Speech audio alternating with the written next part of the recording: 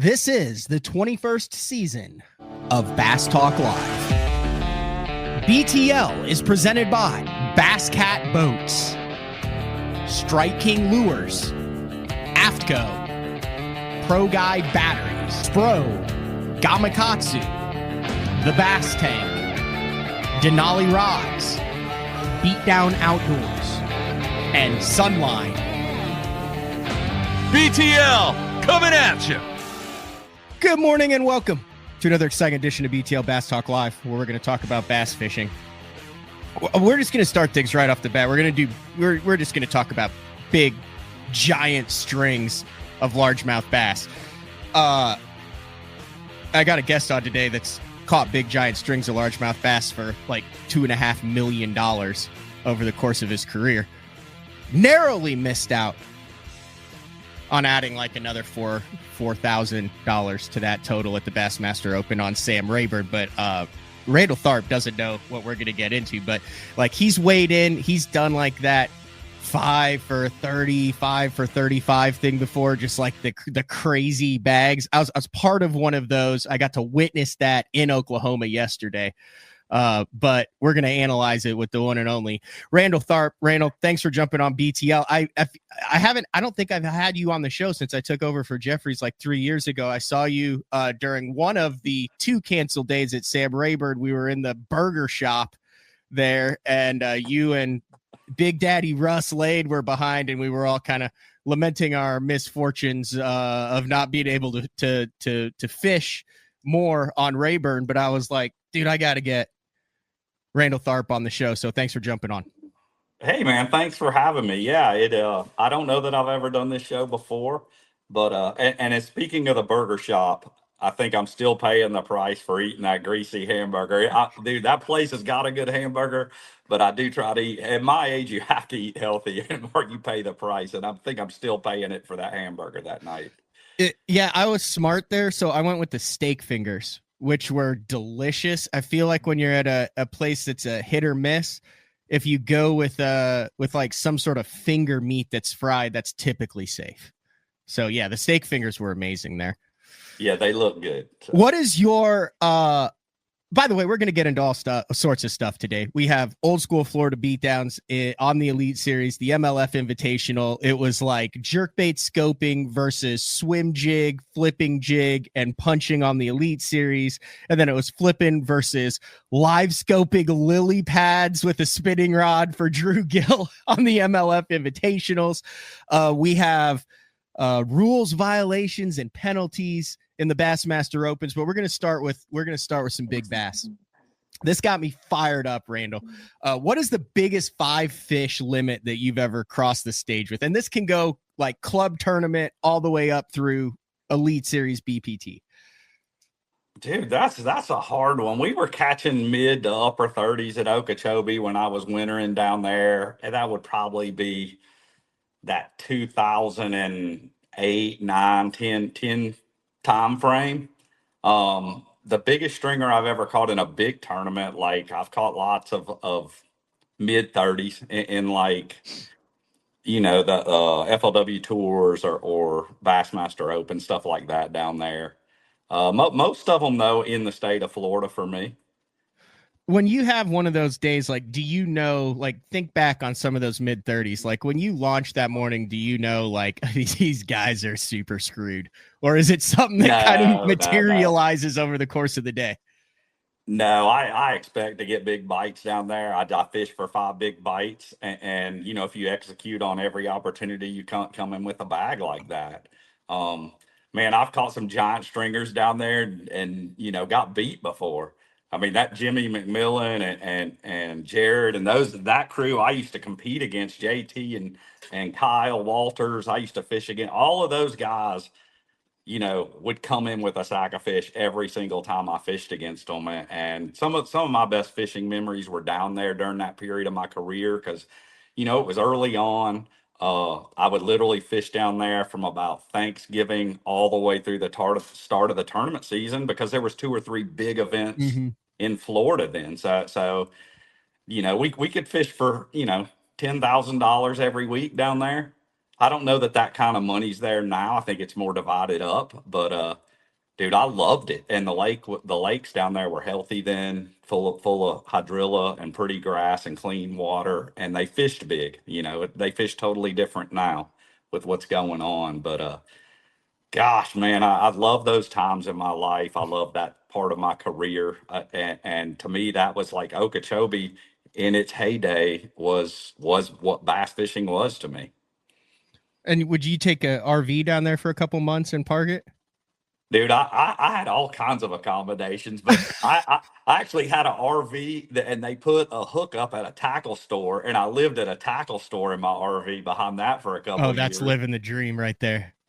Yeah, but I can remember distinctly like when Jordan Lee and Matt Lee were at Auburn, and they got to be friends with Justin Lucas and Kevin Hawk. Like, you know, I knew Jordan and Matt because I lived in Alabama, just south of those two. I knew them when they were growing up, but I never really got to know them until till they would come down there and fish for like a week, and they stayed with Lucas and Hawk, and we would get together. I'd have them over to my place and cook, and I'd go over there and they would cook, and dude, you talk about some fun times. We play cornhole and drink beer, and I mean, dude, those were some crazy guys, you know, that went to school with Jordan and Matt and that whole bunch. Did you ever go into Kevin Hawk's house at Gunnersville?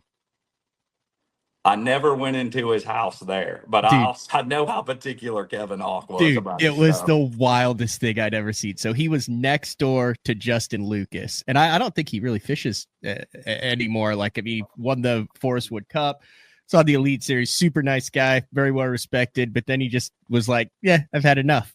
I think he bounced back to the West Coast. But so you go into Kevin Hawk's house, and you're thinking like fisherman, right?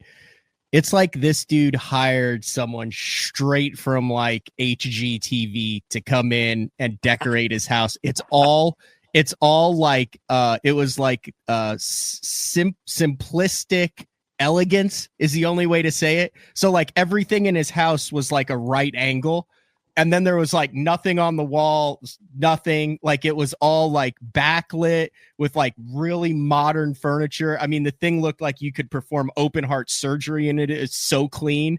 And then he had one room. This is no joke. This is no joke. So he had one room. I'm assuming it's like a spare bedroom or something. There is nothing in this room, nothing. But in the corner is a stand backlit with the Forest Wood Cup on it. Like, Yeah, it's just a room with the trophy in it. It was cool. I like Kevin Hawk. I hadn't heard that name in a while.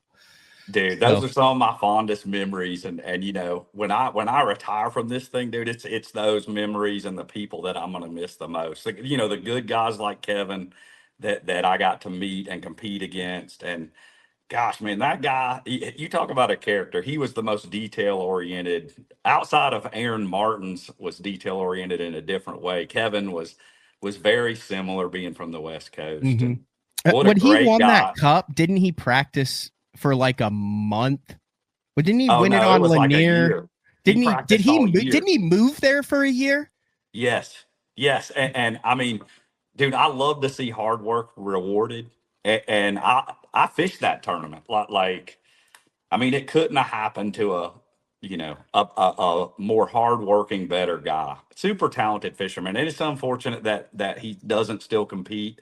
But I don't know. I'd be curious to know what he's gotten himself into and what he's doing today. Yeah. No, that was all the way back in 2010, a $600,000 victory. If my memory serves me right, he was drop shotting a robo worm on the brush piles on Lanier that he had spent literally a year finding and detailing his game plan, and then went out and executed it to perfection. Right, and that was kind of the beginning of the whole morning dawn pink, you know, pink worm thing. That was like one of the first times I remember seeing the pink worm, thinking, why would they eat that? And now it's a staple in everybody's tackle box. Now everyone's using it. They're starting to get scared of it. Randall, have you noticed that? Like, it used to be like I had the dink and dunks. Everyone made fun of me because I was a spinning rod guy. But then once you got with the scope now, I've seen him literally look at it and go, No, that's a pink worm. We don't eat those. We've already eaten those multiple times in our lives. That dude, they will still bite it. I culled one time at the second day at Hartwell with the pink worms out of a brush pile. They will still eat it. We digressed. So I started asking you about big bass. So I fished a little 30 boat jackpot yesterday in Oklahoma. My buddy Austin called, and it kind of worked out. A buddy called and said, "Hey, let's go try to catch some giants at some of the little lakes around here." And then my other buddy Austin called and said, "Hey, there's a jackpot here. It could go down." And this lake has kind of gone down in before. So first hour of the day, we roll up and we start close to each other. His first cast, he catches an 8.11. My second cast, I catch a 5 1/4. Then we kind of separate. Within the first hour, me and my buddy Juice, we have a 10.37, an 8.55, and a 5 1/4. I run by, I see Austin, I stop. I said, "What do you got?" And he goes, "I'm right at 40." And I was like, okay, because I mean, I knew it would take a little wait. And he's like, I've got a couple 6.5s that I need to get rid of. And so, long story short, we never caught another fish the rest of the day. I see Austin one more. He's got 42. I see Austin before weigh-in. He said his scale says he's right at 44. He had his dad film for him because he planned on hammering him. We get to the weigh-in. He has 43.5 with a 10.40. Second place is 35 with a 10. And then me and Juice got third with 3 fish for 24.5 with a 10.37. Wow, dude. That's an incredible fishing. And that couldn't be that way all the time. You guys just hit it at the right time. Yeah, so that lake will do that every 2 or 3 years when there's like, you have to have like the right factors, right, Randall? Do you go, so like, are you Randall or Randy? So like your email is like Randy, but then all your stuff is Randall, but then some of your friends call you like, where are we going with this? Is it Randall or Randy? You can call me. I'll answer to anything. Okay. But it's like way worse. I would imagine it's kind of like a Florida deal where you have to have like 5 or 6 ingredients that come together to make like the perfect day on the water. Yes. Yes. It was nuts. But how'd you like to come in with 35 and a 10 and get like $700 for your efforts, get beat by 8 pounds and not even get big bass? Dude, that's a great day of fishing regardless. So you probably won't forget that anytime soon, catching a fish like that. No, it was wild. And then the other cool thing is how dialed in Austin was. He fishes the opens, Austin Cranford. He caught an 11-11 during practice at Rayburn. But it was one of those things, like I knew what he was doing. I knew he was like, not good enough. I wasn't good enough to do what he was doing and how he was doing it. And it's interesting when you like see someone, you're like, that guy's just better than me at that. Like he's catching fish that I can't catch. It's kind of frustrating. Have you ever been there? Like, has that ever driven you to be like better? Like when you started in Florida, because you've done the same thing. Like there's stuff that you're good at that you just are better at than 99.99% of people on earth. Yeah, I mean, I have my faith that, there's no right or wrong way to catch a bass. Like, I have my things I like to do. I always try to fish to my strengths whenever possible. Even, sometimes I don't feel like I can win doing that, but I'm going to do it anyways because I know I can have a solid event. But, that's a cool thing about what we do. Like, and I used to love going to tournaments, and you'd look at the top 10 and pretty much all 10 guys were doing different things than what they were best at. That was a great event on a great lake at a great time of year. What I don't like to see is when you look at a top 10 and all 10's doing the exact same thing. You think that's kind of why the A-rig was banned in bass at the beginning, was because they realized everyone would be doing the same thing? Or man, I do. At that time, I fished the tournament that Paul won at Gunnersville. Yeah, I think it was like a FLW Tour Open. It was an Open in October of 2011, an FLW Tour Open. Yeah, and I remember finishing, I think 18th, flipping and frogging, and I think 17 guys ahead of me were throwing it. And I realized real quick that if I wasn't going to throw that, I was never going to compete flipping and frogging again there on a lake that I'd had a lot of history, a lot of success, and, kind of where I cut my teeth fishing. So, and then after that tournament for 2 seasons on the FLW tour, we could throw it. And for 2 years, there was 200 guys or 150 guys, whatever the field Hmm. was. And every single guy was throwing it, and it did dominate. Did the fish get accustomed to it? Yes. Did it get harder to catch them? Yes. And then it ended more or less when what's his name? Casey Martin Yep. won at Chickamauga throwing whatever he had 24 baits Yeah. on there, which Oh, is I totally exactly. forgot. Dude, you're a historian. You've already brought up, like, we've already talked about like 3 epic things that I'd forgotten about. Yeah, I mean, and as a fisherman, when I saw what Paul threw at that tournament, I knew instantly where that was headed, and that's where it was headed. Um, and it would have continually gotten worse had it not, you know, the league stepped in and restricted it somewhat. It's still it catches the crap out of them still. It's still legal to throw it in a lot of places, and I don't have anything against the Alabama rig. What I am for is constantly pushing the limits to innovate. That was an innovative rig. Just like, there's a huge debate going on with the live scope now. Dude, I'm not against the live scope. There's this Hmm. huge animosity between guys like me that's veterans and the young guys. And dude, I would just wish we're all fishermen. Like we all just want to, be the best we can be. And I'm definitely do not hate the scope. I definitely, I think the technology is awesome. It's allowed me to learn an incredible amount about bass behavior that, I had all these theories. I spent a whole lifetime developing them. And in a couple of days with that thing, I proved most of them wrong. So I'm enjoying it. I've really spent time this year utilizing it a lot, using it a lot every time I go to the lake. And but I am no Drew Gill or the last couple of days I watched that Shane LaHue Hmm. and Jay Shakurit's son, Jay. Yeah, Jason Um, Shakurit's son. yes, that dude, those two guys, I don't. Dude, you They're made right. Jason, They're if he right there hears with that, Drew Gill. you They're made good. Jason so happy that he's not referred to as Jay's dad, because he's a legend in his own right. Like he's the KVD of the walleye tournaments, right? So he's been at some media events, and he's like, it's really weird going from Jason Chikura to Jay's dad. So I love that you referred to him as Jason's kid. Well, Made him happy. I was friends with his father long before he was born. So he was an amazing fish. He still is an Yeah. amazing fisherman, and the apple didn't fall Wait, far how from did the you get to tree know there. him in the walleye world? Dude, I was working for a boat and engine company at the time. We had a lot of common sponsors.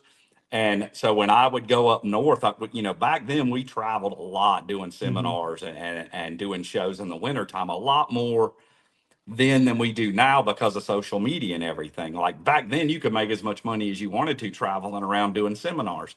And every time I would go up north, I mean, it was the peak of his father's career there. And it was kind of the peak of mine. We were both, winning tournaments and catching a lot of fish. So I worked a lot of shows with him. And dude, I learned a lot from him because I felt like back then the walleye anglers pushed the limits of their electronics way more than bass fishermen did. And it may be the opposite now, but I know that his stuff was dialed in, and I could not get enough of asking him questions about it. Hmm. That's interesting. Yeah. So look, I found the Casey Martin deal when they actually banned it. So, or did it. So, farewell to the Alabama rig in 2013. Here it says, when you start pushing towards 20 swim baits and when your presentation resembles that of a chandelier than a bass fishing lure, the fair chase discussion rears its angly head. Furthermore, the bigger rigs are starting to cause major health problems with the angler's shoulders, backs, and elbows wearing down. The primary reason the rig was banned was that the majority of the pros simply didn't want it. They surveyed the tour pros in the spring, and 2/3 of the 150 wanted it barred. At that discussion is ceased to discuss. That's interesting. Yeah, It's there's very Casey Martin with interesting. the bait ball right there. Yeah, it's very interesting because apparently back then they were still listening to the anglers a little bit. Yeah. Okay. So we'll dive right into that. So we'll get into the Florida tournaments because there's no one to break that down. I know before we went live, you were talking about how much fun you had watching the live Elite Series with Bill Lowen get the job done by just 4 ounces over Shakurat and 5 ounces over LaHue. Good old fashioned Florida, not a slugfest. There was actually kind of a grinder on the back end of a cold front, but on Saturday, there was something else that came out on the Bassmaster website. And to get to it, you had to go to Bassmaster, and then you have to click on the opens page, and then you have to scroll down. Well, here it is right here. Opens, Jaden Parrish find. And I don't know Jaden. The only thing that I've ever said to him was I saw him at the gas station before I guess he was a late boat draw, so it was like 8:30 on the one tournament day. We're both at the gas station. I said, "Oh, they canceled today. You don't have to bother showing up today." And he just kind of chuckled at it because he's been very dominant for the last several years on Sam Rayburn and the surrounding areas. But the press release says Bass officials announced today that Jaden Parrish has been fined after it was determined that he violated Rule 3, practice and no competition, number 4, concerning solicitation of information from the Bassmaster Open rules. Officials say they were made aware of the rule violation on February 18th, 2025, after the conclusion of the St. Croix Bassmaster Open on Sam Rayburn Reservoir presented by Seven. Because the results, this is the final sentence in this press release. It's a key sentence here. I'm just making sure everyone's listening. Because the results of the violation did not impact the results of the competition, Parrish was not disqualified from the event. So like any curious person would do, I went over to the Bassmaster Open rules that they highlighted, and you can see in that rule number 4, it says once the rules are published on Bassmaster.com, no competitor may purchase, solicit, or barter any information on locating or catching fish in the Bassmaster Open's tournament waters. And then it says like how you can't do it, which is pretty much every way. Like you just can't get it. And that's what that is. So he violated the no information rule, but because his violation did not impact the tournament, he was fined an undisclosed amount of money. He won $13,000 in the event for his 5th place finish. He was fined an undisclosed amount of money, keeps his points, and on we go to Kentucky Lake next week. Yeah, it almost seems like Bass has kind of set a precedent with that now. So if my math is correct, he won close to 14,000. He was fined 4,000. He cleared 9,000. Allegedly. The press does not disclose the amount in which he was fined. Okay. But I will say this. The reason you know that, I have never seen a group of anglers behind the scenes, veteran anglers that have competed at the highest level, that are now competing at the Opens, more fired up about a ruling than this. I mean, across the board, the amount of phone calls and text from anglers that have fished hundreds of tournaments on all platforms, the reaction and the raw emotion to this ruling in my 15 years of covering this sport and fishing in it, I have never seen anything like it. Man, it just seems like more and more these days there's more drama. Stuff like this just adds to it. In my opinion, the easiest thing the leagues have to do is put on a fair contest for us. I just want a fair and level playing field, whether I catch one or not. I just want to know how I stack up that week against some really good fishermen. And it's unfortunate that, stuff like this, it's fishing is supposed to be fun. We all do it because we want to compete and test ourselves against the other anglers and the fish. And man, it just seems like we're getting further and further and further going down the wrong road. And, the rules seem to be getting more complex. I don't know. This one seems like it's pretty black and white to me. And I don't know the kid. I don't know the details of everything that happened, but, everybody was very clear about the no information rule. We've had one for years and years and years. Mhm.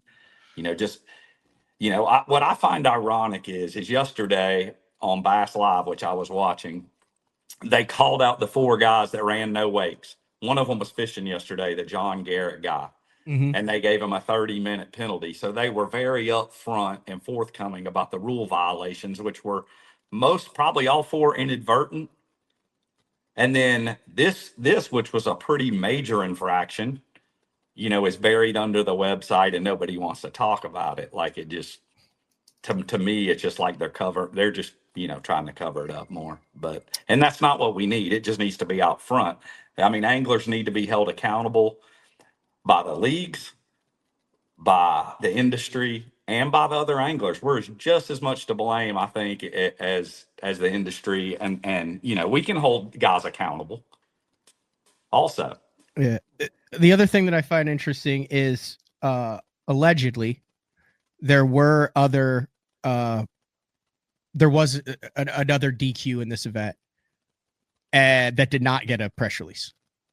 So why did they put this out? Like, why is it not level across the board, like on all rules and fractions?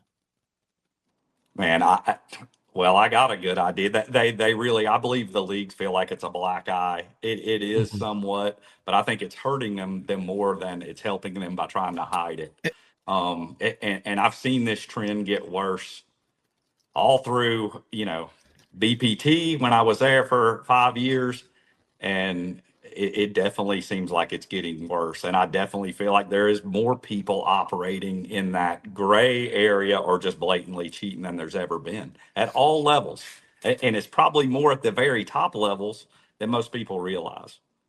I would agree. And I also say, one of the reasons why Bass worked with Ray Scott was because all of the tournaments before that, if you read, I mean, look, I got Bass Boss right here. I've got the book. I've got, everything there, was because before that, a lot of the top anglers wouldn't show up because they get beat by a frozen bass.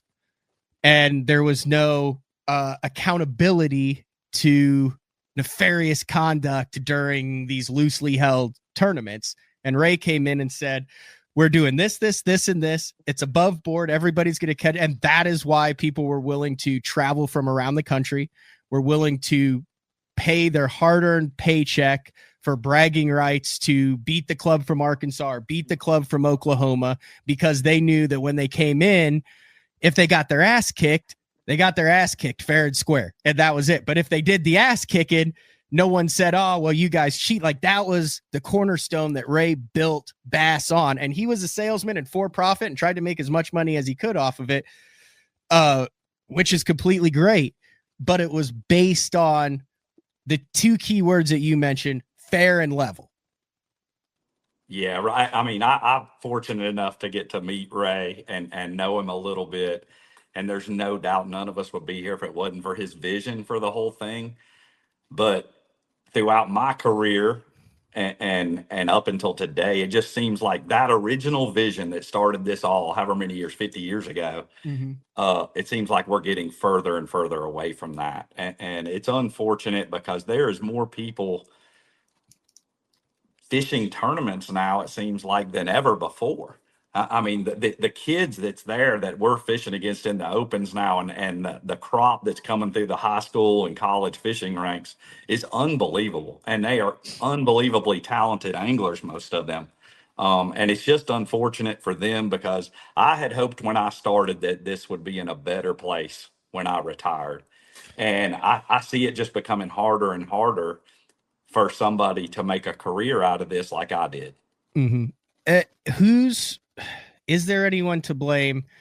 There's a lot of anglers that are 18 years old to 25 years old that are doing this the right way, that are incredible examples, that are excellent representations of what MLF, FLW, and BASS wanted when they started the juniors to the high school to the collegiate. I mean, you talk about the stair step, and then we wonder why. Well, yeah, these guys have been fishing multi-day tournaments around the country since the time they were 13. Like, yeah, they're seasoned vets. Like, it's not like you get in and you're like, oh my God, it's a BFL and you're nervous. Like, these guys have been fishing stuff. But there also seems to be a very small subset, which we focus on a lot as the small subset, not the 98% of guys that are doing things right.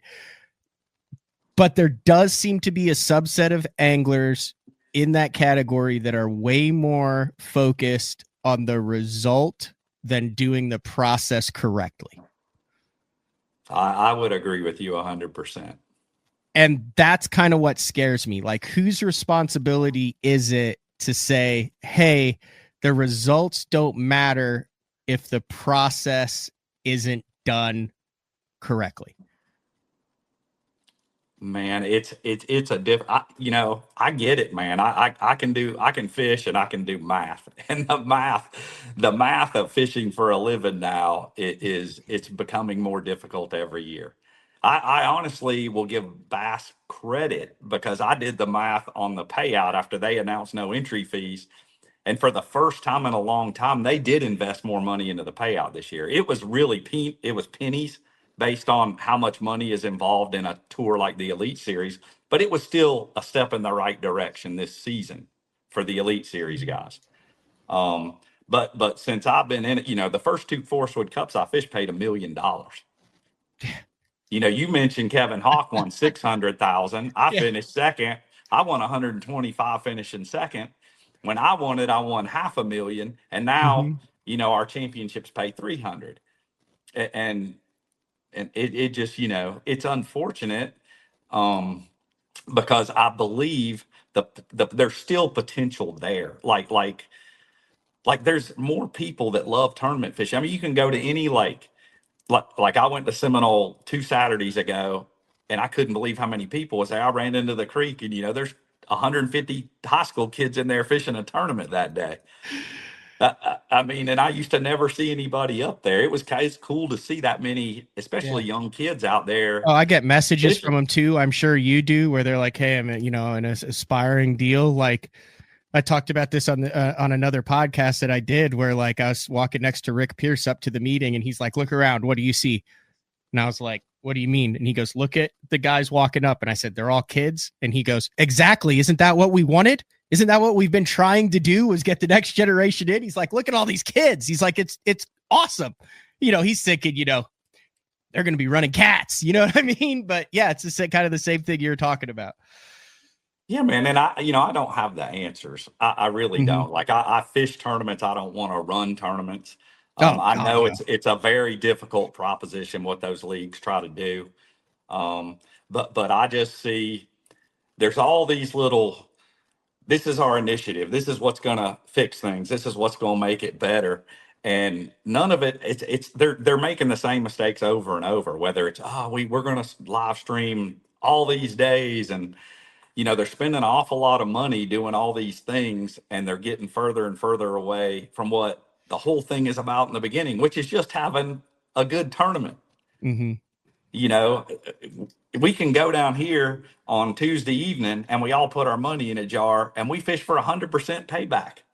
100% of the guys that show up, their money goes into a jar, and the best fisherman's going to take it home. And it just seems like, these days, the cost of traveling around the country to do this and the kind of money that the majority of the fishing industry is willing to spend on a professional angler, is just getting less and less and less as expenses. There's going to be guys next year fish the BPT that pay close to $7,000 entry fees, $6,800 entry fees. Like, that is unbelievable. And they're going to get to practice I believe they practice for 2 days now, or maybe 3, and then they get to fish 2 days of a tournament for that. Yeah. Wow. What were the entry fees when you started fishing the FLW tour? Weren't they like 3,500 or something? 2,500 a tournament. 20 for a tour. Yes. That was paying $100K to win. $1 million championships. With $1 million championship. Yeah, and I mean, a buddy of mine, and do you know Rob Newell?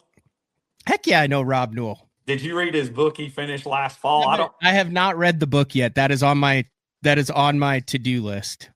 I mean, there's probably not been a better documentation of this sport from the beginning to now than that. And I think he did a really good job having an unbiased opinion about everything from the ESPN days to now to forward facing sonar and just the entire thing. I mean, he literally spent 2 years of his life writing. It's called Egos, Logos, and Fishing Pros. And I'm not getting any kickback from Rob. He is a friend of mine. But if you want to do this for a living, I think it would be wise to read it. So just so you can understand a lot of what I'm talking about with you today, like as far as history and mistakes and things that's worked, throughout the history of this 50 years of this sport. Yeah. If I was to put a Mount Rushmore of influential media members, like in the history of professional bass fishing, I'm putting Rob Newell on that. Like, that dude has his knowledge base, the way he goes about it, his attitude. I mean, I'm putting him in the top 5, Randall. Yeah, man. And I mean, he was a fisherman first. Yep. He's pretty well educated. He went to Auburn. Don't hold that against him. But he has not made a lot of money over the years doing this. He literally did it because he loves bass fishing and he loves the guys. He loves the anglers. He loves to see what makes Brent Ayler good or KVD good. Like he's studied all of us. He studied you, I'm sure, at some point. Like, that's just who he is. And I was proud of him for finishing the book. And, he's still involved a little bit in the industry, working for MLF. Yeah. There was another one that was similar. It was like Bass Madness, Big Bass, Big Stage, and Big Dreams at the Bassmaster Classic. Have you read that one? It came out like 10, 15 years ago. It was about like Ike and Ellie with the flame jerseys and everything that went on behind the scenes. Anyway, from what I remember, that dude kind of got like, Randall just got a call. He'll be back then with the audio. That dude kind of got a little, I think, like kind of blackballed after he wrote that. But it's a good time to take a break. We'll take our first break of the show. When we come back, more with Randall Tharp. We're going to get into the old school Florida stuff. He was fired up. He was fired up to see Bill Lowen flip and jig his way to his second Elite Series trophy, his first coming in 2021 on Pickwick there. He had that giant fish that he caught where he's like, stay on. Jay Shakurat, always impressive, narrowly missing that. And then Ryan Armstrong on the Kissimmee chain over at the MLF Invitational, where they do the 1 day with scope, 1 day without, and then the final day with 68.06, outlasting the one and only Drew Gill. It's a Monday. BTL. We will be back right after this. Pro Bass Adventures is reinventing Mexico bass fishing. With boats equipped with 12-inch Garmin units and LiveScope Plus, free loaner fishing rods, and no-cost airport transportation, Pro Bass Adventures is proudly putting you in the best position for success. Pro Bass Adventures has lodges on Lake Baccarat and Lake El Salto, Mexico's 2 best trophy largemouth bass lakes. Visit probassadventures.com or email probassadventures@gmail.com. The official Mexico fishing lodge of Bass Talk Live. The new Puma STS has been redesigned from the ground up. With the angler, design, function, and performance in mind, nothing on this new offering was compromised, and the only thing carried over from the previous version is the name. Based on the Soft Touch series hull that started with the flagship Jaguar, this new model is nimble and performs incredibly well at all speeds with either a 250 or 300 horsepower engine. Featuring a new 96-inch wide-body footprint, this hull measures out at 20 foot 7 inches in length. Industry-leading design coupled with tournament-winning performance. The Puma STS from Basscat. Feel the rush.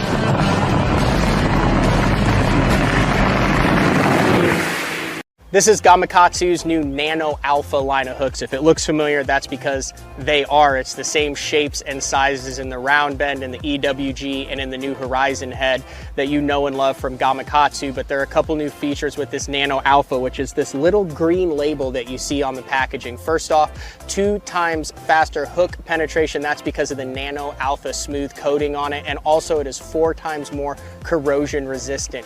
Check it out, Nano Alpha. I've been using Sunline Shooter for the majority of my career. Millions of dollars made, lots of bass caught, and the gnarly stuff. If you need a abrasion resistant, tough fishing line for the really, really mean stuff, Sunline Shooter is for you.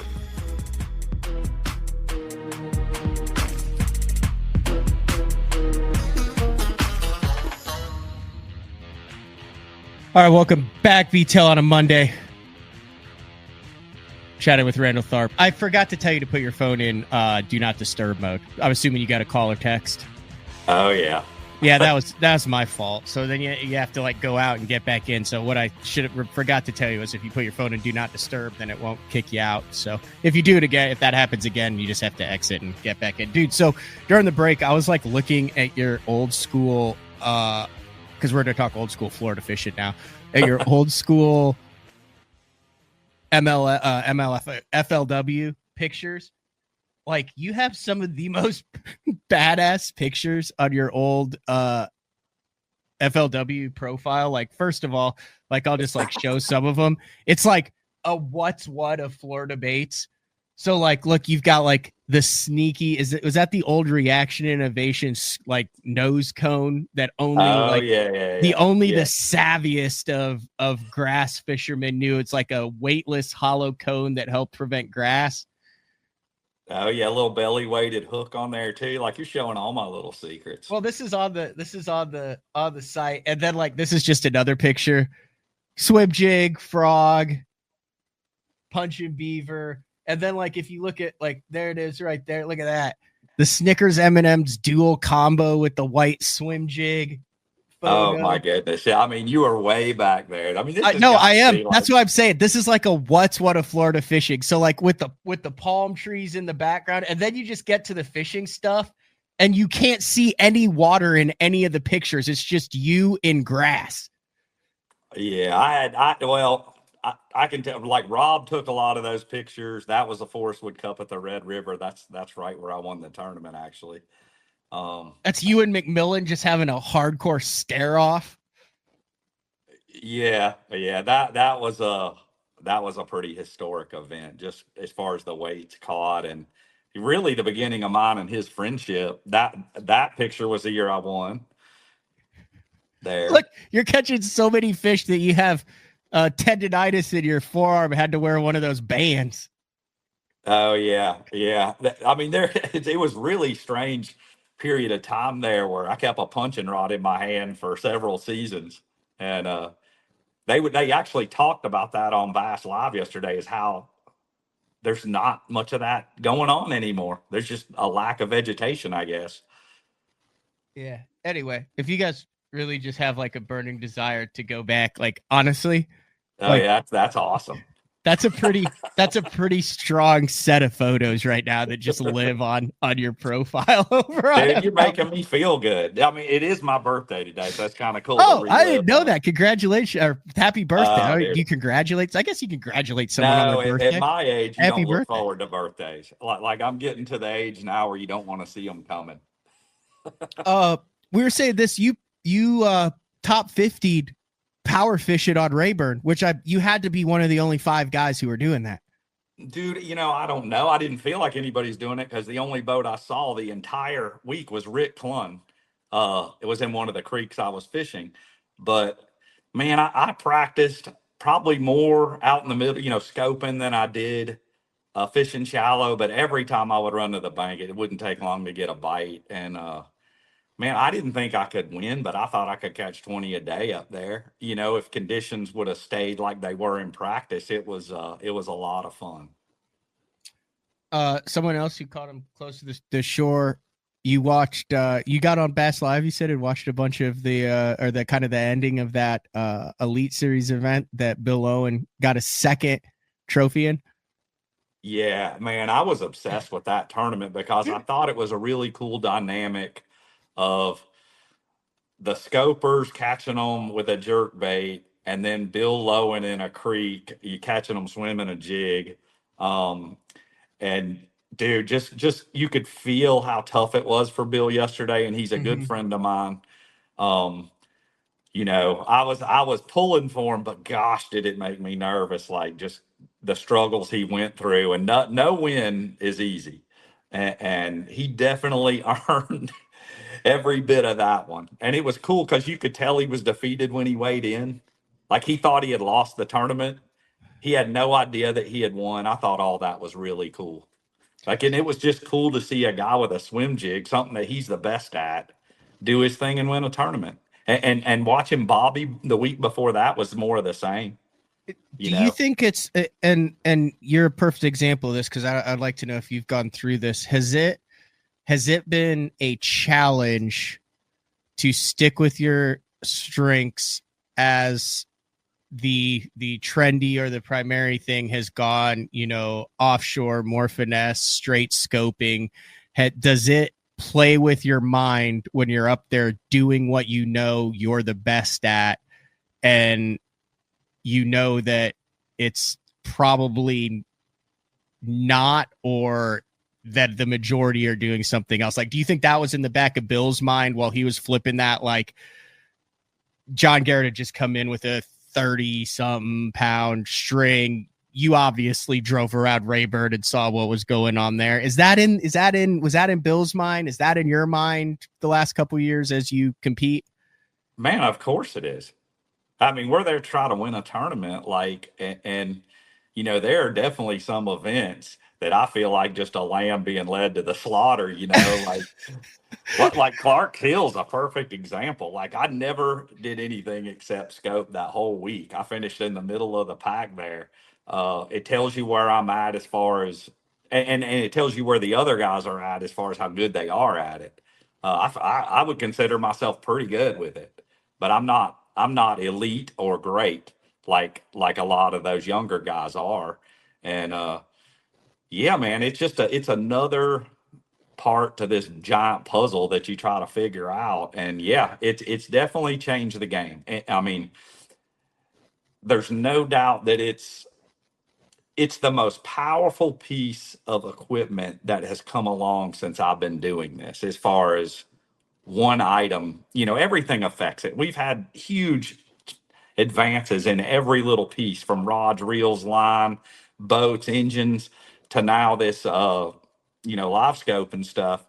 And it's an amazing tool. Like, it really is powerful. And yeah, it's hard for us to forget what it's taken a lifetime to learn, and do I feel like if I could just have my mind erased and I started over in a year, would I be way better off? Probably.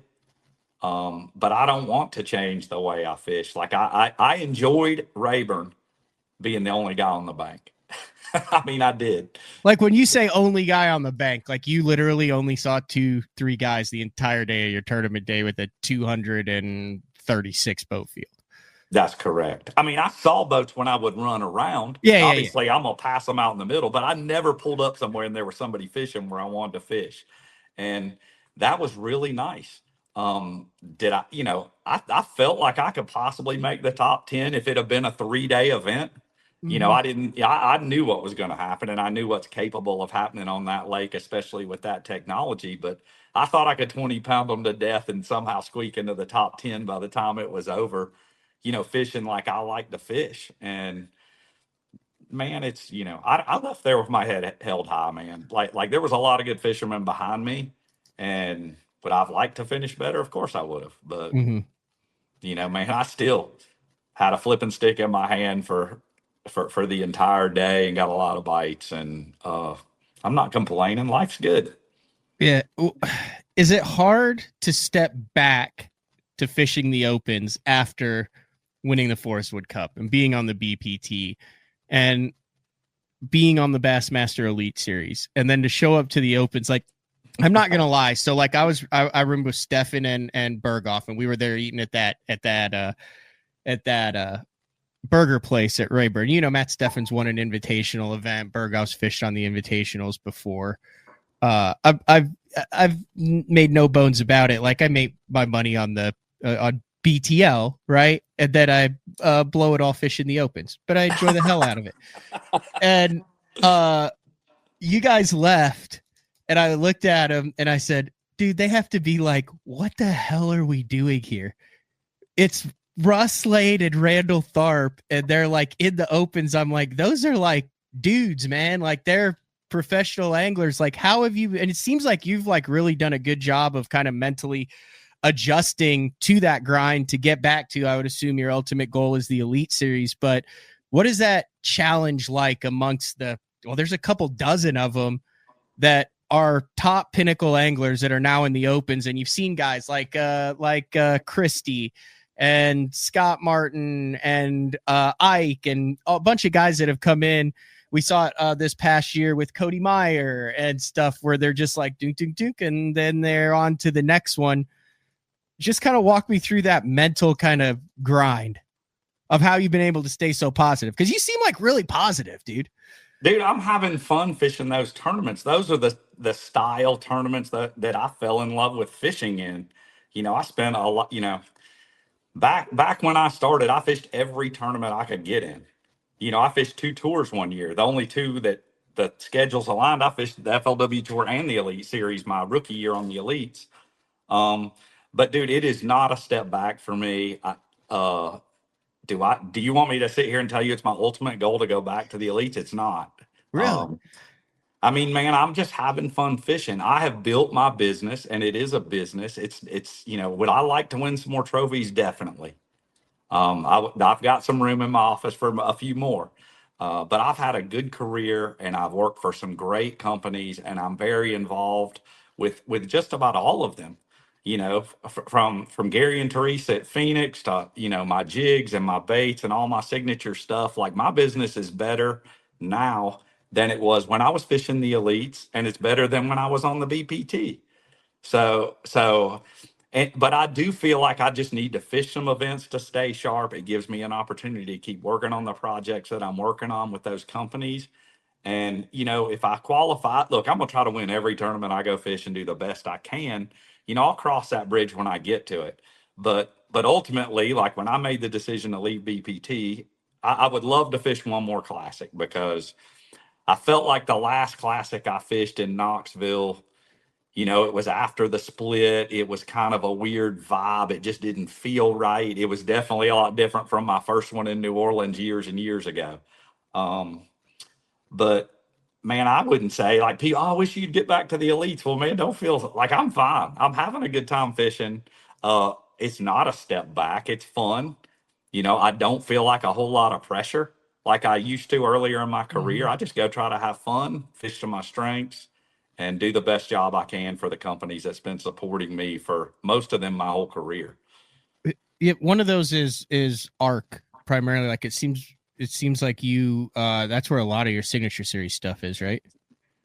Yeah, man. And it's a relatively small company still, but I think we're making a pretty big impact. You know, we do some pretty innovative stuff, whether it was originally with the rod technology to now we're working on a whole line of hooks that we've been working on for a couple of years.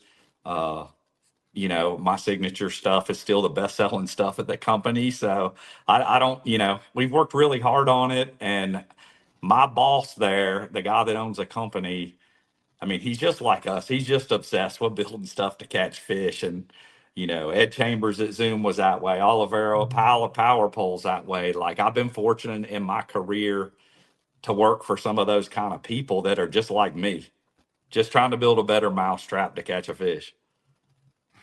So that's a deal where you're working like directly with the owners and things like that, where they're saying, hey, you know, when it comes to the Randall Tharp signature series flip and jig, like it's not where they just give you a jig and you slap your name on it. It's like you're going, hey, this, and this.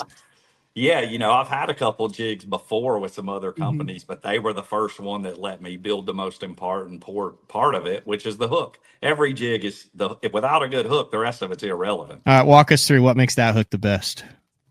Okay, so the first thing I did different is it's not a 45-degree line tie bend there, so it's 30 degrees. Okay, so that's a little lower. So that allows a couple different things. So I increased the gap from where the knot is to the hook point without making a gigantic gap in the hook, which makes it more weedless. And you'll notice there that's a O'Shaughnessy bend hook, which that's the only one in a jig that you can buy. And I can't take credit for that shape hook. Aaron Martin's got me on that hook years ago. You know, he designed a lot of really good hooks for Gamakatsu at that time. And but ultimately, dude, me and a lot of the other jig fishermen through the years, we all poured our own jigs. We used a 291 bronze Gamakatsu because it was the sharpest raw hook you could buy. And up until I built this hook, that was still the best hook you could buy. And ironically, they don't even make that hook anymore. Gamakatsu doesn't. So, but those are just a few of the things on that jig right there. The angle of the weed guard, hand-tied skirt, the keeper being on the top. Does that just not chew your stuff up as much? Well, I don't keeper like on the the keeper top? on. Well, I'm not a guy that threads a chunk on there, except occasionally. I'll thread a speaker on there sometimes. But yeah, if it's on the bottom and you have a chunk hanging on the back, it's gonna hang cover. So I got you. So is that a Gamakatsu hook in there, or is that just a similar? No, we built the hook. Okay, I just said there are a bunch of people that were asking about that. No, it's a arc hook, and believe it or not, I've already got one that I feel like is better. But really, we're waiting on all the patents and stuff to come back, and yeah, I'm actually fishing with some jigs that have a thinner, stronger hook than that. Diameter key to you on a flipping hook? Then you want the smallest diameter that doesn't flex, I would assume. So That's correct. less energy to create hook penetration without making a bigger hole. That's correct. Look at that. It's like I know how to flip. I like to say that. I'm going to have to clip that. That makes me sound very intelligent. That was Lintner's color, by the way, that you had up there. Jared Lintner gave me that color. Yeah. So that's another cool thing. I got one of Denny's colors in there. Lintner's was it just color. You can't call black and blue. It's just black and blue, isn't it? Oh, that color has some yellow and red in it. Oh, it does? Lintner's jig there. It's the Milkman. Milkman color is Lintner's, DB Specials, Denny's. I've got a AM special coming out, Andy Morgan, one of his colors. So he just top 10. Yes. I was happy to see him down there. Dude, it's kind of crazy that we've had this start that we've had this year. Like watching the tournaments, and I think Scopin was a big part of all of them, but Scopin hasn't won yet this year, has it? At least on the top level, the elites and no. the BT. So yeah, that's got to feel good to watch the guys in Florida just jack this. Like I had Big Show on before, and I mean, I don't think Big Show gets enough credit for his finesse game, which, I mean, he's been a finesse fisherman for as long as I've covered him, but still, like, man, there's something about watching a fish explode when you set the hook that is like primal. And I mean, don't get me wrong, I have sold out hard the last year on jig head minnows, like legitimate. Like I've sold out so hard. I had one bait caster in the boat at Rayburn, and I made 2 casts with a jerk bait, and I had 7 minnows. I have not made a cast with anything else, and will not make a cast with anything else probably for the next 6 months. But like I'm also old school too, right? So like just as much as I love like leaning into one and watching them eat it, like there's something about watching a guy set the hook and the water just goes boom. That's like awesome. Yeah, man, I'm the same way. I really decided at the beginning of last year that I was going to start trying to get better with that whole thing, and I have no idea how much money I've spent on all different kinds of jig heads and minnows up to this point. But yeah, man, it's like I spend my practices doing that kind of, and then somehow on tournament day, I always end up on the bank with a flipping stick. But have you gotten in the boat with any of the guys who are like really, really good with it yet and just spent a couple days with them? Dude, not really. I've had some offers. Like last year at Okeechobee, had a good tournament there, and ever since then, I got to know Tucker Smith and that Paul Marks a little bit. I talked to them two. Super talented anglers. At the end of the season, I met Logan Parks at may have been the River tournament. And I don't know of all the young anglers, if any of them has impressed me as much as Logan Parks has. Just as far as, I mean, most of them kids won't speak to me, but he went out of his way to introduce himself. And I was really kind of just taken back, and I was like, man, this kid's sharp. Like he's got it, and then I start studying the kid and, find out his tournament that he's running. And I do feel like regardless of what happens with Bass and MLF or MPFL, these leagues, I think that generation of anglers that I just mentioned, I feel like we'll mold this into where I can see it going and making it better one day, because they're really, really talented and they're really, really smart. Yeah, he's like I say, he does the Logan's Parks Foundation. He does that chaos fishing deal where they pair up like college anglers with high school kids. He's got the charity element. He was one of those guys, one of the 3 guys who's live streaming his entire season on the Elite Series. For now, we'll see what Bass does with that. Like they've kind of encouraged that, but he's live on YouTube with that. He does a great job contacting, working with the media, going through it. And he's also got a little bit of swag. Like he's kind of got the flow and the gold chain and stuff like that. He got a guy at his 20s. So yeah, Logan Park's very impressive. Plus, the other half of that duo that won the $1 million on Table Rock. Yeah. And I mean, how crazy is that? They're both on the Elite Series now. They win that $1 million thing and then like, boom, boom. Yeah, it'll be interesting watching them. Tournaments like the one they just left at St. John's and the one they're going to at Okeechobee is going to be definitely, I think, challenging for them. Tucker and Paul caught them. They were 2nd and 4th last year at the Open doing their thing.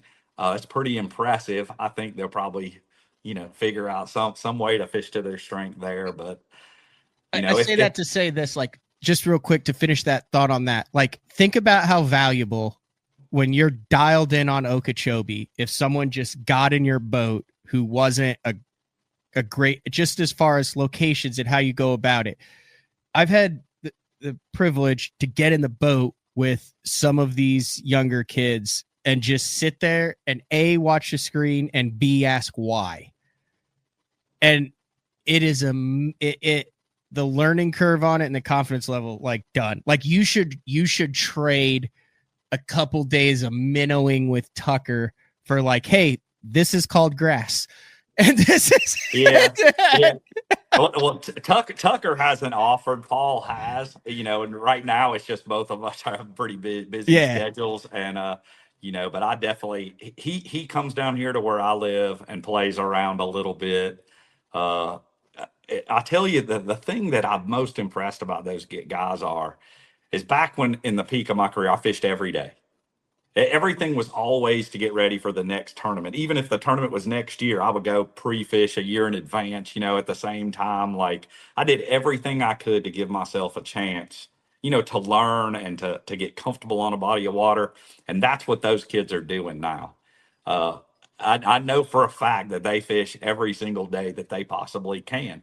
And they're trying to hone their craft, what they're good at. And it's cool to see. And I like to see hard work like that's rewarded, whether it's with a scope or whatever, like what Bill Lowen did yesterday with his swim jig. That's a lifetime of experience that it took to get 4 bites yesterday to win that tournament. Mm-hmm. You ready for the smallmouth tournament next weekend? Smallmouth tournament? Yeah, we're going to Kentucky Lake. Kentucky Lake. There's everyone just wins on smallmouth now. Dude, largemouth. There's no largemouth left in there, Randall.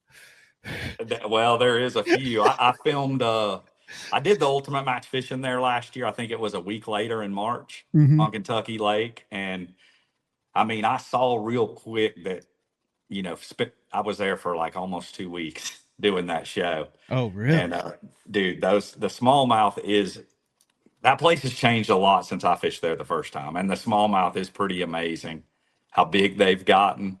But I promise you this, I may end up smallmouth fishing in the tournament, but you're not going to see Randall Tharp in practice. That place is big enough I can get away, do my thing somewhere. Nice.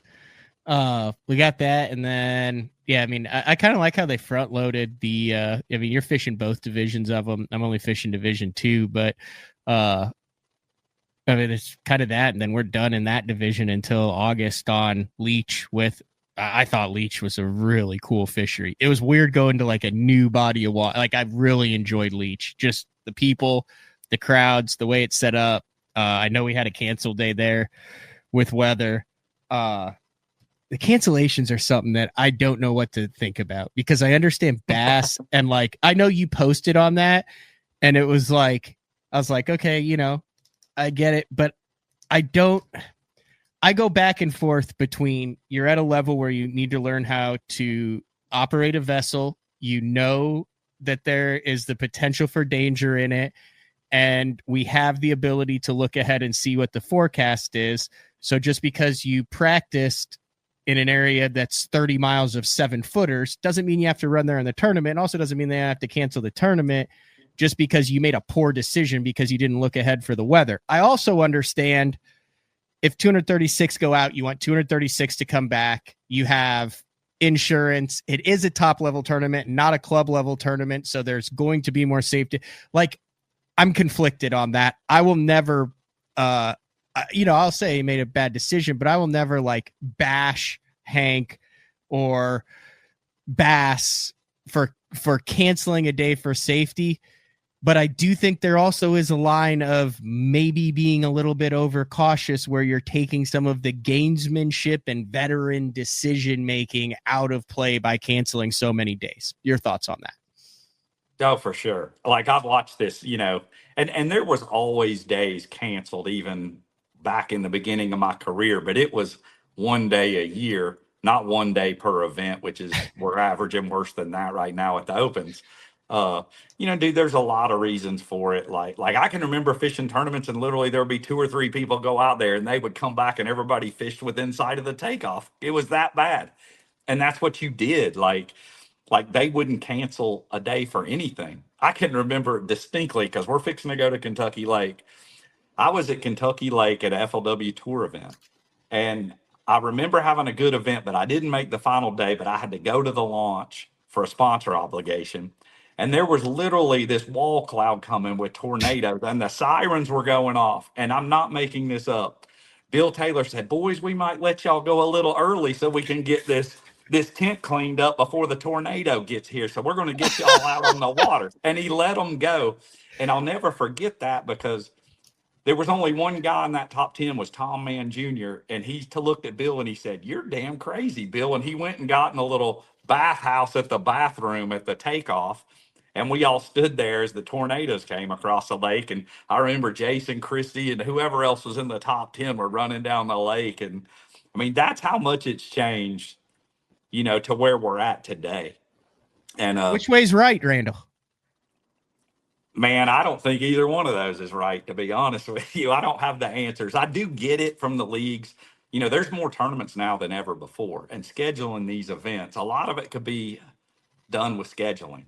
But when you have an elite series and you got Major League Fishing and MPFL and these top level tours are going to get more money from the cities and they're going to get probably the premium windows at whatever part of the country it is. So then you go back to the AAA level tournaments and we're kind of getting the leftovers. And, it's not particularly the best time of year at the best lake like they're trying to do it. They don't always do it at the top level, but it's even harder at our level, at the open level.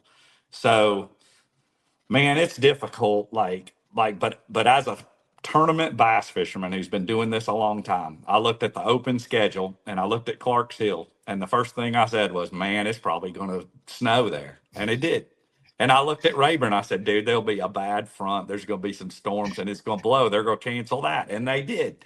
And guess what's going to happen next week at Kentucky Lake? If we get through that event without a day being canceled, it will be a miracle. Because I was there for 2 weeks last year at the exact same time. And we were relegated to fishing in one creek because it blew like 30 miles an hour for like 4 days straight. Oh, crap. You're right. It is scheduled. There's a front coming in, and it's scheduled to be blowing its ass off on Tuesday and Wednesday. Look, I mean, it's just inevitable, like that part Tuesday, of the country this time of 15 year. Sustained. Wednesday, boom, there's the cold front, 50s. 15 miles an hour sustained. Oh, wait, no. That's because it's an average. Like at 7, it'll be blowing 23 the day before the tournament. But the point I'm trying to make is I didn't have to look at a weather forecast to tell you it was going to do that. Would we have been safer in April? Yes. I mean, dude, there's a chance of a freak weather event anywhere, anytime. But when you line a tournament up in Kentucky Lake in March, the windiest month of the year, probably. And gosh, man, as much rain as they've had, and whether the lake's flooded or not, I don't think it is. But you talk about current, meet, and wind, and it is life threatening. And there, I don't want to go out there in that and put my old body through that beating that I know it's going to take. But man, those are the reasons why. I mean, it's just an overload of tournaments. There's only so many cities paying the leagues for us to come, and I do love Kentucky Lake. It is, and like you said, it's a different fishery now. I'm looking forward to going there. Paris, Tennessee's cool town. Fisherman friendly, nice people, and dude, we're gonna catch a pile of fish regardless of whether the wind blows or not. Now, the good thing is it is saying that Thursday, Friday, and Saturday we're talking about 9, 7, and 7 with 21-mile-an-hour winds on Wednesday. So the front comes through. So right now, the extended forecast, it looks like we might possibly get 3 days in. If it doesn't change, forecasts never change 15 days out. So we should be good. Dude, I hope so. I would love to fish a full event like for the first time this year. I really would. All right, one more thing I want to ask you about, then I'll let you go. I appreciate your time here on BTO talking with Randall Tharp. I am a sucker for a sheep's head on a fiddler crab. Like, if I had one more day to fish in my life, I think it would be scraping the barnacles off to create a chum slick, 20-pound test leader, 7.6 medium heavy rod. Sometimes you drop shot it, sometimes you Carolina rig it, and a 10 fish limit, a sheep's head. It like combines everything that's good about bass fishing with a hard fighting fish. You've caught a few fish out of the Gulf in your day. I know that's one of your passions. If you were to pick a week and a number of species, like what is the ultimate week of saltwater fishing in the Gulf, in your opinion, and when is the best time to get out there? Dude, for me, I mean, we have a lot of sheephead here. You're not a sheep's head guy? Dude, I have never went targeting sheephead. Oh, get out it. Dude, you are missing out on one of the finest fishing experiences on earth. Yeah, I actually have tried to catch a few on fly. They're very hard to get to eat a fly, and that's one thing that I love to challenge myself with is catching big saltwater fish on fly. But if I had to give you my favorite times, I like for tarpon fishing here, I like the full moon in May. It's when we have our biggest fish, our resident fish that come out. That's early season here, but it's like the rut of in deer season for me.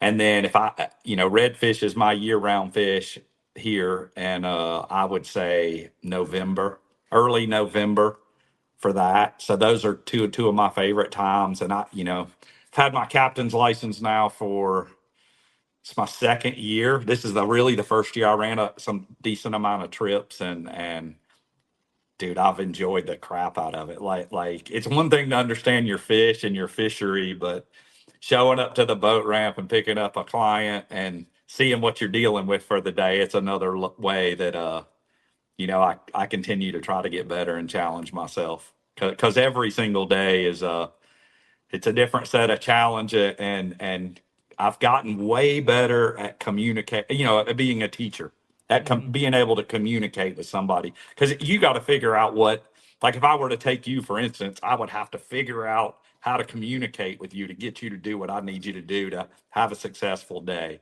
Then I would need to figure out how to communicate with you to take me to where the sheep's head are so I can cast a fiddler crab. Dude, you come here in the fall or winter, I can show you millions of sheephead. It's just not something I chase. I feel like you're judging me on that. Is that not a targeted species for like the finer saltwater anglers out there? Dude, not in the panhandle. There are people here that target them. It's just that's not my specialty. I know Gagliardi, a bunch of the guys on the East Coast over there around that Charleston, Savannah, all up that coast. I know that's a big deal over there. Dude, they freak me out. They got like little human teeth like that. I don't even want to touch one. Like that's why they're called sheep's head. They have sheep's teeth. Yes, man. And they are not they're just kind of bony, and they're just not a really pretty fish, I don't think. But They're delicious. I'm They're like sure hard to hook because of those lips. You have to be very sly, or else you get straight tooth and then they pop off. They nibble around the hook. They're very intriguing creatures to me. Yeah, dude. Like I definitely know a little bit about them. But like your primary thing, like your guide trips are they primarily fly fishing for reds, or is it tailored for each client? Yeah, not so much fly fishing. That's what I prefer to do. Most of them are sight fishing though, with spinning tackle usually. Okay. And I'm just obsessed, like the species that I really love other than tarpon and redfish is triple tail, cobia. We have a bunch of big jacks that run the beach here, that, all throughout pretty much most of the year. And all of those are fish that I visually spot the fish and cast to. So it's just like watching a bass eat a topwater lure, dude. Like but they're just bigger and meaner. And, man, I really didn't think I would like it as much as I do, but I really have enjoyed pushing my little boat around and coaching people into a lot of firsts last year. I had a lot of anglers catch their first saltwater fish with me, and dude, I will never forget it. It's way more rewarding than I thought it would be. The triple tail are the ones that like sit around the buoys and then you sight cast to them, and they're like the best eating fish on earth. Dude, they are very tasty. I don't like to cut the sides off of too many, because I don't feel like our fishery is as good as it was when I started fishing here. But dude, they are crazy. Like if you want to talk about a crazy fish, a triple tail, everyone's different. They all have their little. It's like sight fishing a bass. Mm-hmm. Every one that you fish for is a little bit different. Triple tail are even more different than that. Like they are just, some of them are aggressive, some of them are smart, some of them seem like they're the dumbest fish in the ocean. And I did that for years. I had a boat that was, built for that, sight fishing those things. And gosh, man, you talk about some fun. And I've showed it to a few people. I've taken B Height, McClelland, had Lintner on the boat a couple times. Several guys in our circle, I've pushed around and showed them a little bit. Randy, RANDYTHARP.com. If you guys want to take a look on that. I don't know if these prices, all this stuff up to date on the website. Yeah, all that stuff's up to date. Okay. There you go. 600 half day, 900 full day, and then custom trip. Also, if you guys want to book a trip with Mr. Tharp to get out and chase some redfish or triple tail or custom trip, whatever. Now, there is a list of things that he does not want you to bring. What? I don't know if I did this list or my wife did it, but what? Here's what you can bring. Maybe it'll give you a list of what it'll help you guess. I'm going to have you guess what's on your website is what you would like people not to bring. So you can bring a hat, rain gear, polarized sunglasses, a camera and sunscreen. There's a very specific type of sunscreen you're not allowed to bring. Lunch, snacks, beverages, and then you can also bring your own rods and bait if you want. Please don't bring. Let's see if you can guess. What's on the list of things not to bring saltwater fishing with Randall Tharp? Don't look. You can't look. I can tell you, spray sunscreen is number one. It's the worst thing you could ever have to get on your seats of your boat. It does something to the vinyl of your bass boat seats, or like it will not come off. Spray sunscreen is number one. There's 1, 2, 3, 4, 5 things, 5 other things. What not to bring? You're going to have to enlighten me because black marking sole shoes. Yeah, because we don't have carpet in saltwater boats. It's all non-skid, and it will literally, you'll spend two weeks trying to get the black marks off your boat. Yeah, so that's standard. The next one is standard on any sort of vessel. Glass containers. No, that doesn't match. Well, unless it's a can of Uncle Josh pork rinds. No glass in the vessel. That's correct. This next one's completely understandable. GPS devices. You don't want anyone else out there at the Gulf snaking your triple tail. Yeah, especially, some of the fads and stuff that we have here that we spend a lot of money and time building, and, little secret juice, little secret sauce out there. Yep. Illegal drugs. Don't need to be doing any lines in between fish on the water. Dude, like the FWC and the Coast Guard, they don't really mess around too much. Like when they board your vessel, you're going to get checked. Everything's going to get checked. So. Yeah, and weapons. So that's correct. Because if I start yelling at somebody, the last thing I want to worry about them pulling out a 9 on me and firing me off my polling platform. So those are the things not to bring if you book with Randall Tharp.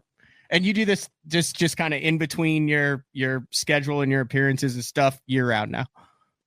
Yeah, man. Like I really last year started doing that. And really what I would like to build that business into is just where I got about 10 guys that I really enjoy fishing.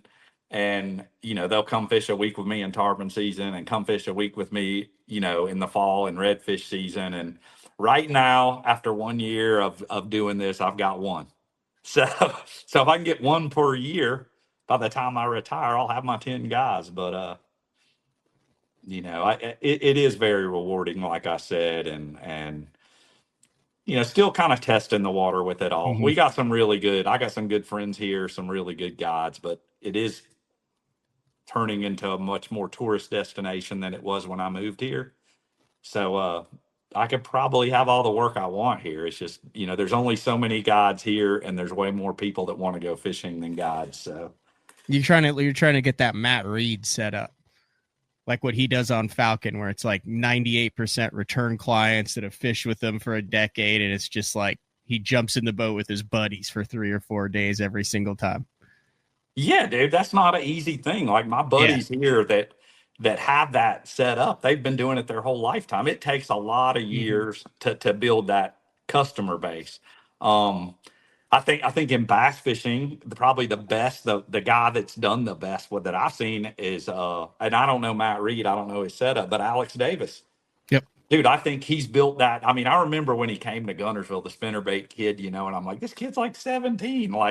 But that guy has got it dialed in as far as a bass fishing guide service on a lake. Like he's making a really good living, and like what you're doing with this show, like he just goes and fish bass tournaments because it's fun. Mm-hmm. You said a spinnerbait kid there. Did you get a Scope Goat business card on your truck at Rayburn? I did not. No, I did not. I feel. Stefan came back. So that I think he's from Florida. That kid who won the team deal. He's literally like 19 years old, and he's fishing it, and he's got like his name is the Scope Goat, and like if you look at his jersey on it, it's like a goat with a bullseye in it. That's awesome. That just reminded me of the spinnerbait kid when you said that. And then so he went around and put Scope Goat business cards on all the Opens trucks with like it's like a learn to scope deal. So if you needed to learn to scope, he'd take you out and teach you for a small price. Dude, maybe I should hire him before we get too much further into the season. Maybe I'll have some better finishes. I don't remember what his name was, but I mean, more power to him. That's an entrepreneurial spirit at its most. Anything else, Randall, before I let you go? Man, thanks for having me on. I enjoyed it. We covered a lot of topics. But dude, I just want to tell everybody, I mean, I'm having fun. I'm happy. It's interesting because I feel like this sport is in this pivotal time right now. It's a lot of change over the last 2 or 3 years. Things have kind of settled down since a split, and I'm kind of just sitting back seeing where it goes. But I do hope it gets better for the young kids out there and the guys that want to make a living doing what I've done for 20 years now. Good stuff. I appreciate it, Randall. Yeah, man. Thank you. All right, I'll see you at Kentucky Lake. Well, no, I won't see you at Kentucky Lake because you said you're fishing sneaky stuff all practice. I will. I'll see you at the meeting. I have a feeling the meetings are back in. Oh my gosh, man! I hope not. I have a sneaky suspicion. A sneaky suspicion that's what they sold the Chamber of Commerce was in-person meetings. Hey, I have one question for you before we go. Yes. What about the staggered takeoff thing? Like, what's your opinion on that? My opinion is it's gave a really great excuse for me as to why I finished in the middle of the pack. because I did not take off until 9:10. But here's my other opinion on that. I'm glad you asked me about that. Now that you asked me about that, Rand, I'll tell you how it was. For those that don't know, at Rayburn, and I've talked a little bit about this, because it was a one day, Bass, quote, values equal fishing time greater than takeoff number. So typically if you had a 2 day and then they reverse the flight, everybody gets the same amount of time. But because it was a one day, they took off boats 1 through 10, then they waited 10 minutes, or 1 through 15, then they waited 10 minutes. Then they took off 15 through 30 and they waited 10 minutes. So when this came out, I contacted Bass officials and I said, listen, let's go back to what you talked about at the beginning of the show, Randall, which is fair and equal. I said, here's where I have an issue with this. I said, so everybody's getting 8 hours of fishing time. Correct. I said, but if I'm boat 1, I get 2 hours and 10 minutes before the entire field is on it. And I get first pick of all my spots and I get 8 hours. And they said, correct. I said, so if I'm boat 220, which shockingly for the 8th consecutive open, I'm below boat 180. I have contacted them. I've sent them information. They're like, yeah, that's weird. And then they just keep sticking it to me. 8 consecutive, Randall, below 180. I hired a statistician to give me the percentage chance that was random. It's like 0.00008 repeating. Anyway, that's a whole different show. So I said, I get 8 hours. You should not have asked me about this. We'd had such a good show. It had been so positive. I said, so I get 8 hours. Correct. I said, but by the time I get on the water, the field has already been fishing for 2 hours and 10 minutes. Correct. I said, so how is that fair? Well, because we value equal time more so than takeoff number. I said, the equality in that comes in the fact that if you take off first, you get the starting spot, you get the morning bite, you get all that. And then the guys on the back end get some extra time on the water because by the time they get to their stuff, if you're boat 200, other guys have been on it for an hour. Well, we agree to disagree on this. We don't think that that's valuable. It's equal time. It was at that point that I realized there's just some things where you just shake your head and just say, you know what, we got to make the best of the scenario. I had Garrett Paquette on. He was boat 218. Dude finished second. I was boat 219. I finished 100th. It was not a determining factor in the tournament. Now, did I roll up to my hard spot and there was another angler on it? Yes. Did that other angler maybe say when I said I was hoping they were up there, he said, quote, they were earlier? Yes. I mean, that's the way the cookie crumbles. Yeah. What are your thoughts on it, Randall?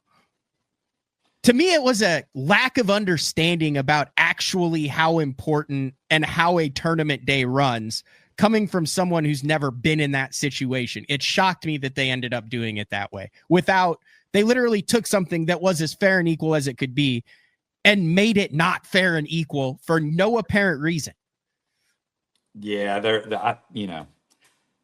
that particular event, like I had a late one too. I was like close to 200, I think 198, something like that. I actually preferred the later.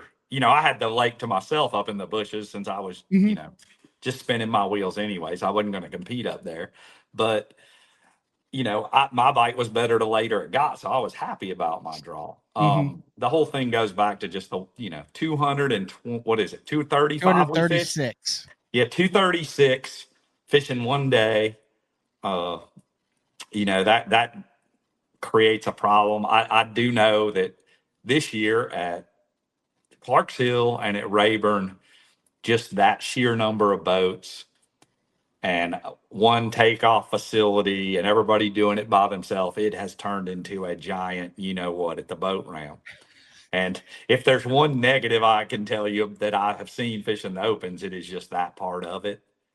Did you get stuck in that on day one when he went out and then cancel it? Heck no. I was still at my house at 7:00. So was I. And I went to another ramp and I got there about 7:20. And I thought I'd won because I never put my boat in. When I saw the water, I didn't think we were going and we didn't. But I thought I'd won that whole thing. And Gary Klaus called me and he's like, you think we're going?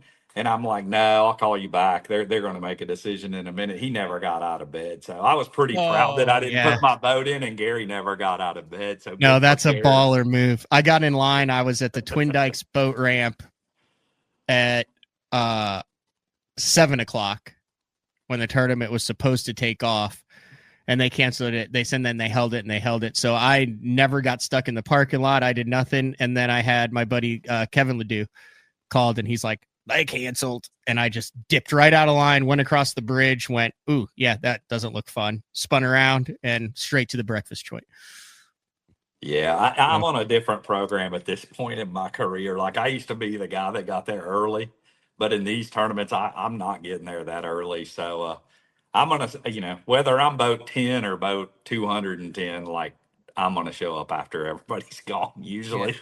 That's probably, I mean, you have to miss that about the BPT is the takeoff and dumping your boat in and all that, like zero stress, zero pressure when it comes to that stuff. Dude, that part of it. Yeah, that part of it I do. Like just, it was so, everybody's pretty professional. Everybody's pretty seasoned. At BPT, just, the boat officials are there to help. Like, everything's kind of done for you.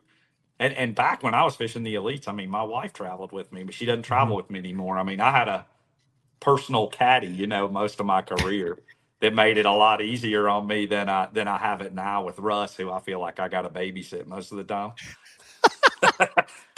Do you guys still have any beagles? Dude, I have 2 Labradors right now. So Labrador, you had beagles.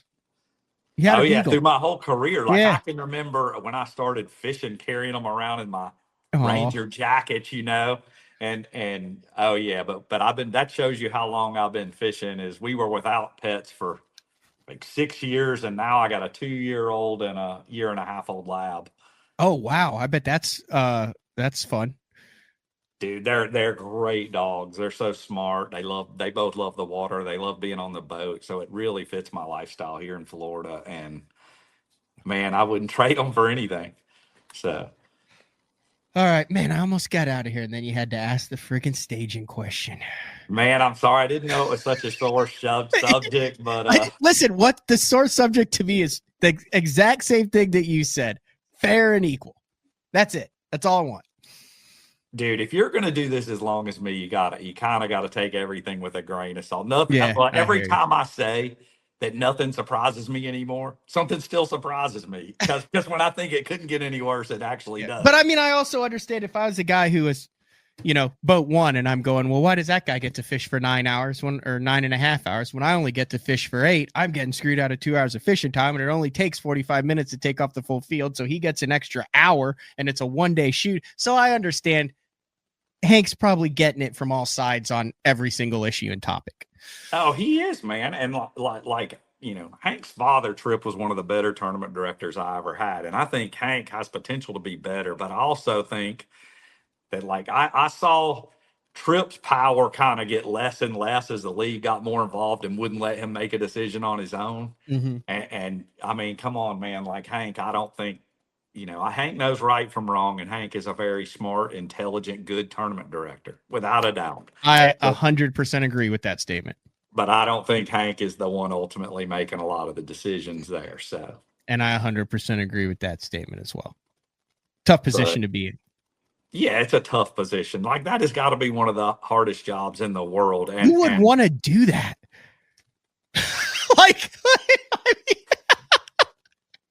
Not me. It's, I don't know. I don't know who would want to do it, but I'm thankful that we have a good one at Hank, and I had a good one with I've had some good ones. I mean, Trip was a good one. Ron Lapham was one of the better ones at FLW back in the day.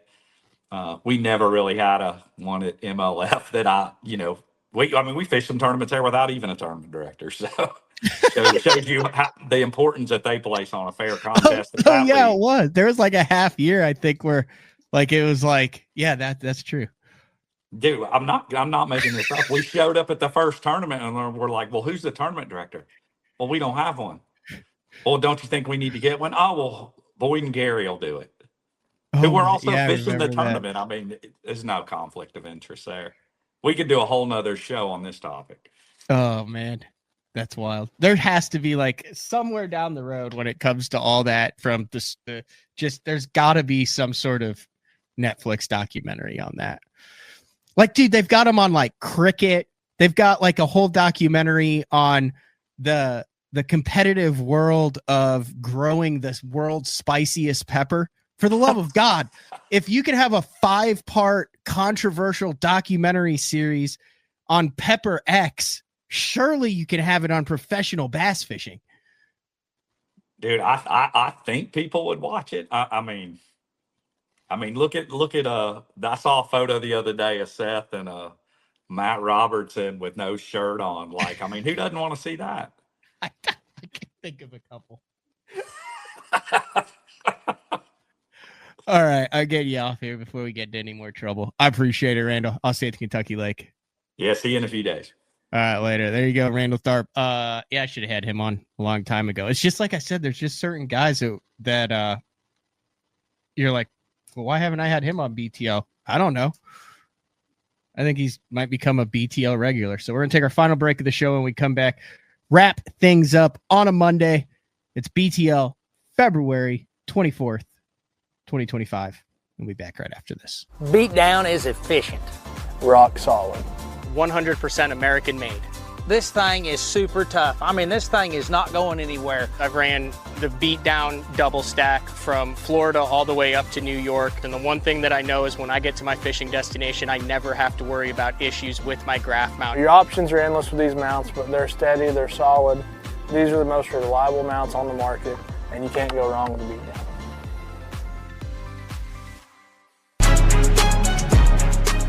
When you're ready to hit the water, Denali Fishing has you covered.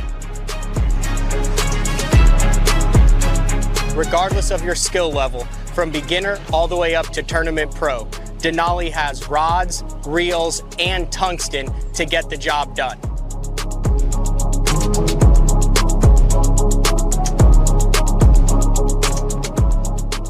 Check them out at denalifishing.com. Hey guys, Brian Schmidt here with Spro. I'm going to talk to you about the confidence I have in the equipment I use. You know, I have a charter boat business back home in Maryland. We fish for saltwater fish, and I also fish the Bassmasters Elite Series. So I keep my lights on by fishing. I have to have a lot of confidence in the equipment I use. Spro has me covered from head to toe, saltwater, freshwater, everything in between. A lot of high-end quality product. Spro has you covered. Your early morning mentality is your every hour mentality. All gas, no brakes. Focus, purpose, power. Destined for the water, but confident everywhere else. A calming buzz before the storm, truth of nature itself. You can't catch lightning in a bottle. There's a limit out there, but it's not with your gear. Unrelenting power delivery. Unparalleled weight savings. Keeping you on the water, whether you run a 9.9 or outscoping your best 5. In this rare air, there's power in the silence. It's a mindset, thinking only of the things that matter and freeing your mind from the things that you trust.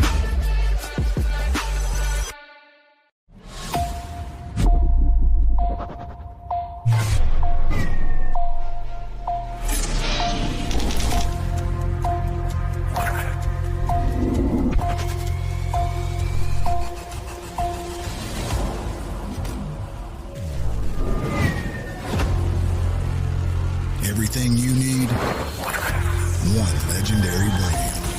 Top 100, Strike King.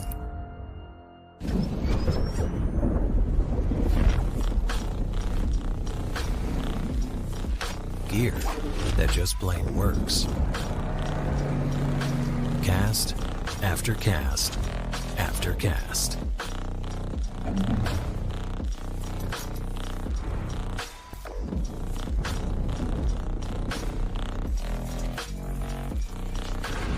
AFCO. Any fish, any water. All right, welcome back, BTL on a Monday. Big shout out to Randall Tharp. Really enjoyed that show. Man, like I struggle between like not even mentioning or talking about anything that could potentially be controversial, and then afterwards I'm like, man, did I like complain about that too much? And then like I'm struggling with between like, you know what, like this stuff doesn't like directly impact me as an open angler, like keep my nose out of it. We're fortunate to have organizations that do, you know, whether it's the NPFL, BASS, MLF, either of them, like we have options in 2025 to fish. We have great platforms that do provide us. I mean, that's why the show exists, is to cover what happens on these platforms, to talk to the characters where their personalities and their auras and legends are built because of these organizations. So it's like really easy to like nitpick it, but then you get a bunch of people that like nitpick it, and then the foundation starts to crumble. But then at the same time, you sit there and you're like, oh, well, you have to hold them accountable for things that don't seem fair and equal. And if you don't say anything, then they continue to do it. So then as an angler, you have an obligation to state your opinion, to let them know that they're not going to like get away, quote unquote, get away with things that don't make sense or that don't seem to be fair. I don't know where it all kind of fits into it. So it is what it is. So that's how I accept it. I do want to point this out. We had Chris and Trade Zaldane on the show a month ago talking about the classic crawfish boil benefiting St. Jude and Cook Children's Hospital on Monday, March 17th in Fort Worth. At the time, it was actually in downtown in the Stockyards in Fort Worth. A slight venue change. Nothing else has changed to that. It's at Texas Whiskey Ranch. It's a 21 and up, and this takes place on Monday, March 17th. It is the day before, or is the week of the Classic, the first day of the week of the Classic. So the Classic is Friday, Saturday, Sunday. This is Monday. All of the Classic, or the majority of the Bassmaster Classic anglers are there. This is kind of their last day off. It is a crawfish boil. Adult beverages flowing, Luke Combs tribute band, as well as some other bands will be there. Live music with the proceeds, thanks to donations from Gilchrist Automotive, amongst other sponsors, go to a combination of St. Jude and Cook Children's, which their sister company. St. Jude is a research company, research hospital, not company, research hospital, Cook's Children and them. So like some of the stuff that they do at St. This is a very down and dirty way to explain it, but the things that the doctors and scientists study at St. Jude get used at Cook's Children there, based in Fort Worth. So it goes to a good cause there at Whiskey Ranch. If you're within 3-4 hours, like this is a cool event to go to. It's from 6 to 10 p.m. Tickets must be purchased online before. Crawfish boil, raffle items, live music, dancing, socializing, and celebrating the Classic qualifiers. I will not be dancing, so I'll be socializing. And there is a Cowtown Western dress theme. So if you're in that neck of the woods, it's a great party to attend to. So classiccrawfishboil.com. You can get on there. There's the deal right there. This is all put together by the Zaldanes. Tickets and donations. It is $150 to enter, but that includes I want to make sure I said what it includes. I don't know. I think it includes everything. It obviously includes your crawfish. I think it includes some alcohol as well too. And then they'll also have a raffle that if you can't attend, you can do the raffle. If you can't attend, you can get in the raffle too. So if you guys want to know like more information about this, Classic Crawfish Boil, Monday, March 17th, hang out with the Classic guys, chat with the Classic guys. So. All right, I think that's all we got for today. Once again, big shout out to Randy or Randall Tharp. I hope today's show hit all of the 3 E's from my point: entertain, educate, and engage. There is no C in there, which would be complain. But you got to talk about what's going on in the industry as well. See, I'm still conflicted, even though I talked myself out through it. So, but great guest in Randall Tharp. Same time, same place tomorrow. Remember, if you haven't, like this podcast show, if you're listening on iTunes, leave a review and a star. That helps boost it up.